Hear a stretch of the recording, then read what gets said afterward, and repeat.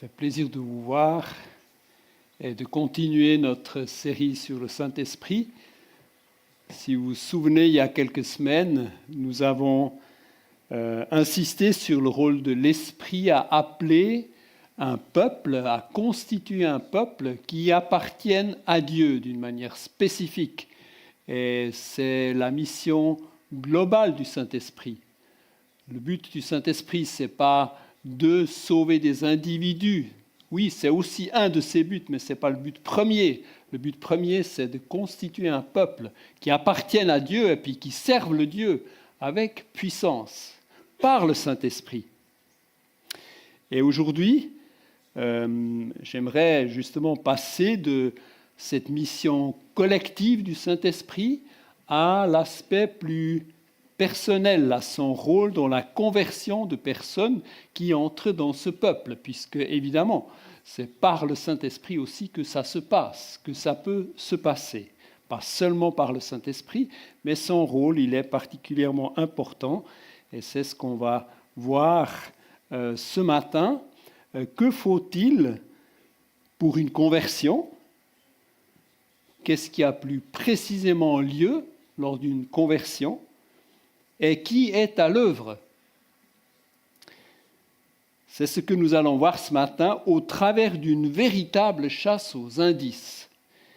Et il y a un chapitre dans le Nouveau Testament qui est particulièrement éclairant sur ce sujet, mais il n'est pas tout à fait facile à saisir. Et c'est pour cela que je vous propose de regarder ensemble ce chapitre 2 de la première lettre de Paul aux Corinthiens en suivant les 4 parties de ce chapitre. Et les lectures nous seront faites par Juvenal et Verdiane à tour de rôle. Alors je vous invite déjà à venir. Peut-être vous pouvez après rester devant. Il y a le micro là. Et nous allons écouter une première partie que j'appellerai, je mettrai comme titre de cette première partie, c'est 1 Corinthiens 2, 1 à 5. Je me dirais Christ crucifié est la démonstration de la puissance de l'Esprit Saint. Alors, écoutons nos amis. Merci pour votre lecture de ces 5 premiers versets. Merci. Bonjour. 1 Corinthiens chapitre 2. Quand je suis allé chez vous, frères et sœurs, pour vous annoncer le projet de salut révélé par Dieu, je n'ai pas usé de langage compliqué ou de connaissances impressionnantes, car j'avais décidé de ne rien faire d'autre durant mon séjour parmi vous que Jésus-Christ et plus précisément Jésus-Christ crucifié. C'est pourquoi je me suis présenté à vous faible et tout tremblant de crainte. Mon enseignement et ma prédication n'avaient rien de discours de la sagesse humaine, mais c'est la puissance de l'Esprit divin qui en faisait une démonstration convaincante. Ainsi, votre foi ne repose sur la sagesse humaine, mais bien sur la puissance de Dieu. Merci. Vous pouvez vous asseoir entre deux. C'est la première partie. Après, je vous demanderai de venir lire la deuxième et de suite. Merci beaucoup. Alors, la mission de Paul résume bien celle du peuple de Dieu dans son ensemble. C'est de proclamer, d'annoncer en parole et en acte le message de l'Évangile, Jésus-Christ, et plus spécifiquement Jésus-Christ crucifié. Alors ici, Paul se concentre vraiment sur ce scandale de Jésus-Christ, Fils de Dieu, crucifié. Bien sûr, il parle aussi de sa résurrection. Il ne s'arrête pas à la crucifixion, mais ici, dans cette lettre aux Corinthiens, il insiste beaucoup sur ce scandale qu'est Jésus-Christ crucifié, moyen de salut, un homme, un humain crucifié. Et je ne sais pas si vous avez remarqué la tension qu'il y a entre ce que Paul dit de lui-même. Il dit qu'il est venu en tremblant, il n'est pas venu comme Superman, il est venu dans sa faiblesse. Et puis de l'autre côté, il parle d'un message qui est plein de puissance. Ce message, Jésus-Christ crucifié, c'est le moyen du salut. Et puis en plus, il l'a annoncé, pas seulement avec des paroles, mais aussi avec des actes, avec la puissance de la guérison qui était manifeste, avec des délivrances. Et dans ce que Paul dit de la prédication de l'Évangile, il y a toujours, presque toujours, ces deux éléments. Il y a la parole et les actes. On pourrait dire ce que nous pouvons dire oralement, comment on communique l'Évangile, et à côté, comment on peut exprimer la miséricorde de Dieu envers ceux à qui nous parlons. Alors des fois, il n'y a peut-être rien à faire en acte en plus du partage de la parole, mais souvent, lorsque nous sommes conduits à partager l'Évangile, on se trouve face à des personnes qui ont aussi des besoins. Et là, on est peut-être appelé à davantage aussi prier, à intervenir en faveur des personnes à qui nous aimerions partager l'amour de Dieu concrètement. Alors, Paul, il est clair, ce n'est pas avec des discours articulés, des philosophies sophistiquées ou une idéologie humaine qu'il est venu, mais avec ce message de Jésus-Christ et Jésus-Christ crucifié. On voit ce contraste entre comment Paul il était, donc fragile, on pourrait dire, faible, et puis en même temps la puissance de l'esprit qui a été manifestée au travers de la parole et au travers des actes de puissance aussi. La parole prêchée et la prière pour que Dieu se manifeste concrètement dans les vies de ceux qui entendent la bonne nouvelle. C'est le résumé de ce premier texte. Deuxième texte, origine et objectif de l'Évangile, c'est 1 Corinthiens 2, 6 à 9. Alors merci de continuer la lecture, écoutons bien ce que Verdiane nous lit. 1 Corinthiens chapitre 2, versets 6 à 9. J'enseigne pourtant une sagesse aux chrétiens spirituellement adultes, mais ce n'est pas la sagesse de son monde, ni celle des puissances qui règnent sur son monde et qui sont en voie de disparition. Non, j'annonce la sagesse du projet de salut de Dieu caché aux êtres humains. Dieu l'avait déjà préparé avant la création du monde pour nous faire participer à sa gloire. Aucune des puissances de son monde n'a connu cette sagesse. Si elle l'avait connue, elle n'aurait pas crucifié le Seigneur à qui appartient la gloire. Mais, comme le déclare l'Écriture, ce que personne n'a jamais vu ni entendu, ce à quoi personne n'a jamais pensé, Dieu l'a préparé pour ceux qu'il aime. Amen. Amen. Merci. Donc ici, Paul parle de l'origine et de l'objectif de l'Évangile. Et je ne sais pas si vous avez remarqué, j'annonce la sagesse du projet de salut de Dieu. Il a déjà été mentionné dans le texte précédent, le projet de salut de Dieu. Littéralement, il est question du mystère de Dieu. Le mystère de Dieu, c'est de sauver au travers du Christ crucifié. Et d'après Paul, ce projet, en fait, Dieu ne l'a pas inventé au moment après la chute parce qu'il fallait bien trouver un moyen pour aider, pour sauver les êtres humains qui s'étaient rebellés contre lui. Il l'avait préparé avant la création du monde pour nous faire participer à sa gloire. Mystère du projet de Dieu qui savait et qui, à un moment donné, a réalisé ce projet de salut. Et l'objectif, c'est que nous puissions participer à sa gloire, que nous puissions vivre concrètement cette vie ici sur terre en lien avec Dieu. Et c'est glorieux d'emblée parce que nous permettons à Dieu, je l'exprime comme ça, de participer à notre vie de foi ici et nous, bien sûr, pouvons la vivre à la lumière de l'amour de Dieu. Et C'est ce qui est aussi souligné à la fin de cette partie. Dieu l'a préparé pour ceux qui l'aiment.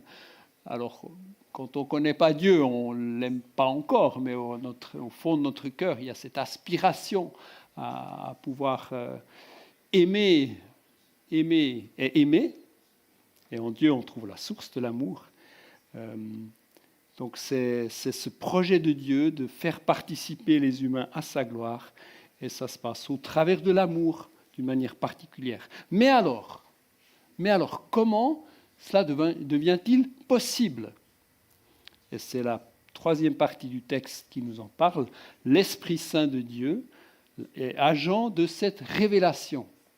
On va voir ça plus en détail maintenant. 1 Corinthiens 2, les versets 10 à 13. Merci Juvenal. Or, c'est à nous que Dieu l'a révélé par l'Esprit Saint. En effet, l'Esprit peut tout examiner, même ce qui est le plus profondément caché en Dieu. Dans le cas d'un être humain, seul son propre esprit connaît les pensées qui sont à lui. De même, seul l'Esprit de Dieu connaît les pensées de Dieu. Nous n'avons pas reçu, nous, l'Esprit de ce monde, mais nous avons reçu l'Esprit qui vient de Dieu, afin que nous connaissions les dons que Dieu nous a accordés. Et nous en parlons non pas avec le langage qu'enseigne la sagesse humaine, mais avec celui qu'enseigne l'Esprit de Dieu. C'est ainsi que nous expliquons les vérités spirituelles aux personnes qui ont en elles cet esprit. Merci.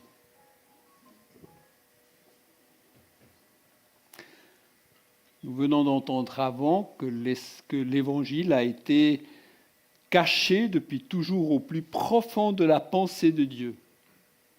Mais alors, comment le sens de ce que Jésus le Fils a accompli a-t-il pu être compris, découvert, on peut dire, par les premiers chrétiens, en particulier par les apôtres? Ici, Paul utilise une analogie assez spéciale. Pensez à vous-même, pensez à qui vous êtes. Nous voyons votre corps, votre stature, nous entendons ce que vous dites, mais il y a plein de choses en vous, plein de pensées, plein d'expériences, toute une histoire. Qui peut communiquer qui vous êtes en détail? C'est votre esprit, c'est votre être, votre personne intérieure. Et Paul fait cette analogie entre ce qu'il y a en l'être humain et ce qu'il y a en Dieu.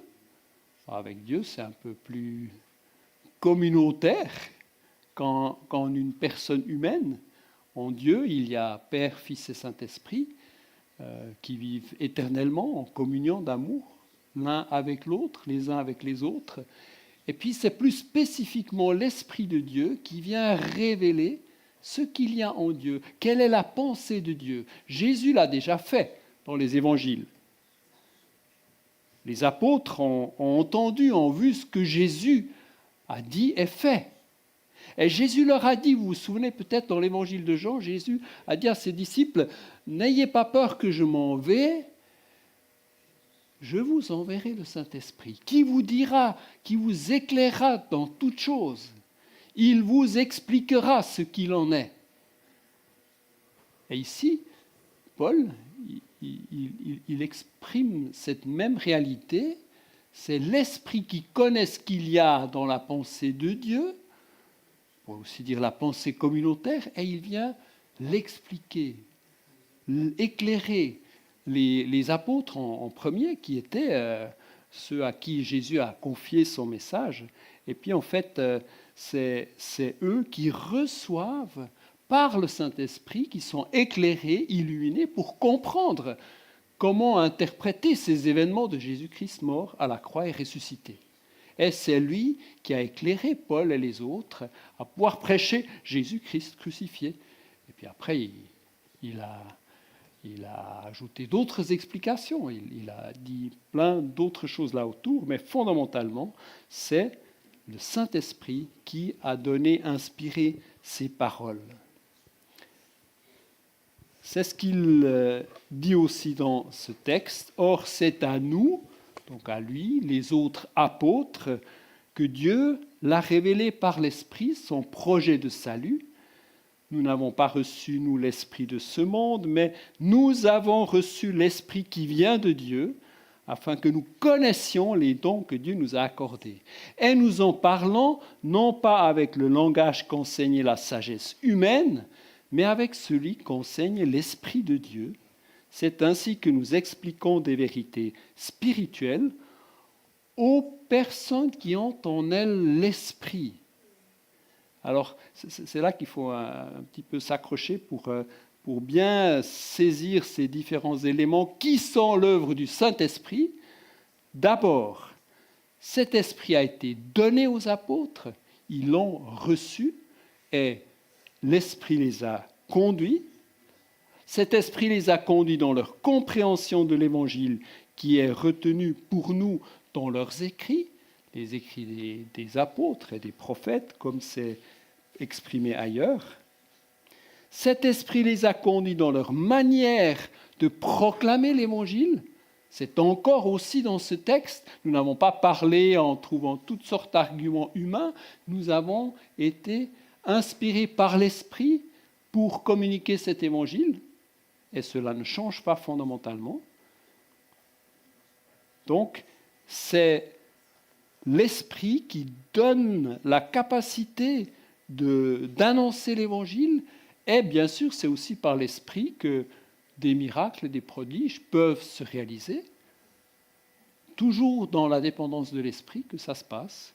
Et enfin, c'est encore l'Esprit qui témoigne dans le cœur de ceux qui accueillent l'Évangile la vérité de l'Évangile. Vous voyez un peu l'action de l'Esprit du début à la fin là-dedans? Parmi les émetteurs, le message à communiquer, et puis parmi les récepteurs. Est-ce que ça suscite des questions? Est-ce que c'est assez clair? Parce que c'est quand même assez important, disons. Quelqu'un aimerait réagir, là, comme ça? Ou pas d'accord? Ou une réaction rapide, comme ça, un peu spontanément? Ça m'intéresserait de voir ce que vous pensez. Tu peux toujours dire. Alors, il n'y a donc rien à faire, en fait, l'Esprit fait tout. Bon, on va voir encore un plus loin. On va prendre la dernière partie du texte. L'Esprit Saint et l'accueil de l'Évangile. C'est encore précisé dans les 3 derniers versets. Merci Verdiane de nous les lire.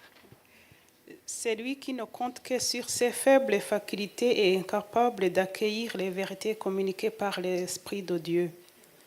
Elles sont une folie pour lui. Il lui est impossible de les comprendre, car on ne peut en juger que par l'Esprit. Celui qui a l'Esprit de Dieu juge de tout, mais personne ne peut le juger.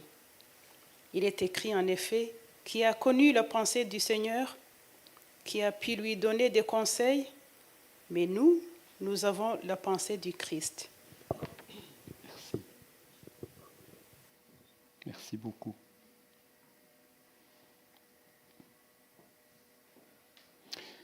Dans ces derniers versets, Paul précise encore le dernier point, le fait que ce n'est que par le Saint-Esprit qu'on peut vraiment comprendre et accueillir l'Évangile. Ce n'est qu'en entrant dans le processus de conversion qu'on peut parvenir au salut, naître de nouveau par l'Esprit et expérimenter la vérité de ce salut. Commencer à goûter à la libération et la liberté qu'apporte l'Évangile. Et encore une fois, ce n'est possible que par l'œuvre de l'Esprit. en ceux qui ont eux-mêmes accueilli et intégré l'Évangile et qui ensuite le partagent plus loin, et par l'œuvre de l'Esprit dans les cœurs de ceux qui entendent, commencent à comprendre, ouvrent leur cœur et accueillent l'Évangile, et avec l'Évangile, l'Esprit. Je pense que ça vaut la peine de récapituler cela. Le Saint-Esprit, récapitulons, il a révélé l'Évangile et sa signification, le projet de salut de Dieu aux premiers récipients, les apôtres. Il est venu habiter en eux, les a soutenus dans leur mission et en particulier dans leur témoignage au Christ mort et ressuscité, accompagné de signes miraculeux. Et le même esprit travaille dans les cœurs de ceux qui entendent, il convainc de péché ceux qui se convertissent et vient habiter dans leur cœur pour les soutenir à leur tour dans leur mission. Nous vivons dans la foi par le Saint-Esprit. Et lorsque nous obéissons à l'ordre de mission, nous sommes en excellente compagnie, car le Saint-Esprit est en mission avec nous et il est à l'œuvre au travers de chacun d'entre nous. Témoigner, évangéliser, se replacer sous la magnifique promesse de l'ordre missionnaire de Jésus, c'est la meilleure manière de participer à l'œuvre du Saint-Esprit et de partager le projet de salut de Dieu dans notre monde. Par le Saint-Esprit.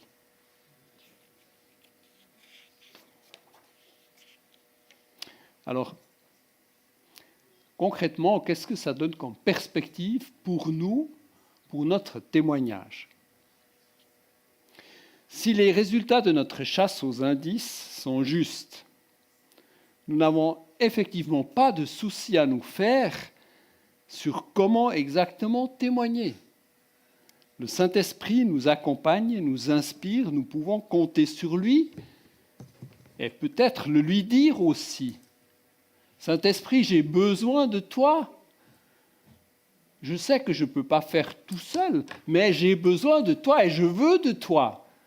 Je veux de toi pour pouvoir communiquer ce message de l'Évangile, cette parole qui transforme des vies et qui continue à transformer ma vie. Saint-Esprit, j'ai besoin de toi.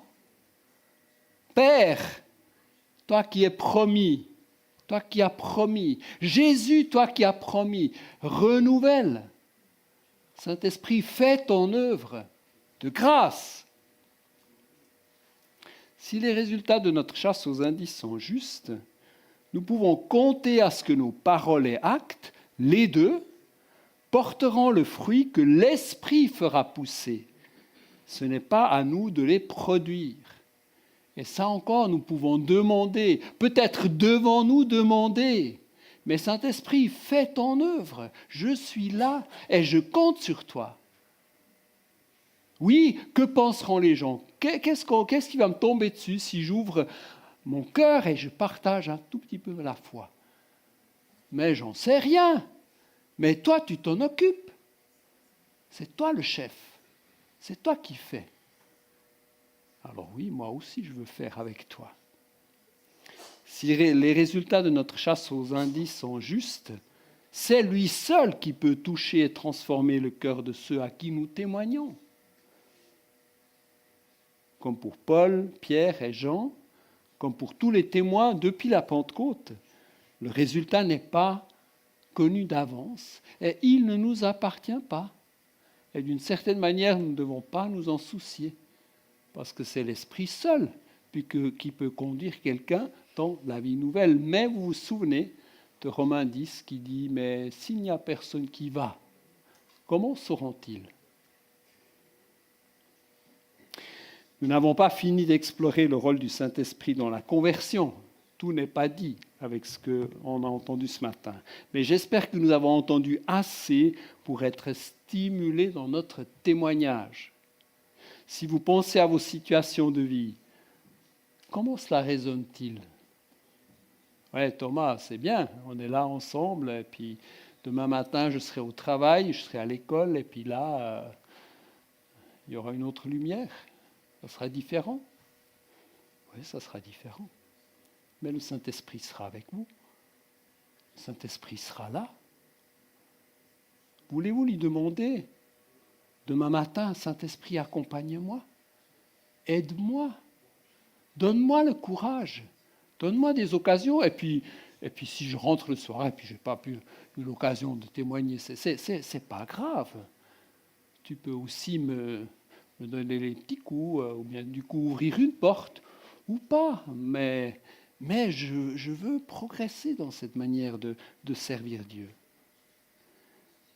Il se peut qu'en pensant à votre quotidien, cela peut nuancer l'enthousiasme que j'espère la parole a suscité. Et c'est OK. On a le temps.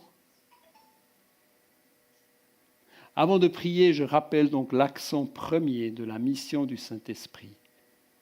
Car oui, demain, vous serez peut-être seul face à. La mission première du Saint-Esprit, c'est de constituer un peuple qui appartienne à Dieu. Je ne suis pas seul dans le mandat de participer avec le Saint-Esprit à faire des disciples parmi tous les peuples. C'est une mission collective. Et nous sommes ici ensemble pour nous encourager, pour nous dire, mon frère, ma sœur, continuons. Et dimanche prochain, tu me diras si tu as vécu des choses. Alors pourquoi pas, à la fin du culte, prendre un petit moment d'échange avec votre voisin, votre voisine, pour évoquer vos lieux de témoignage et pour prier pour cela. Jean-Michel.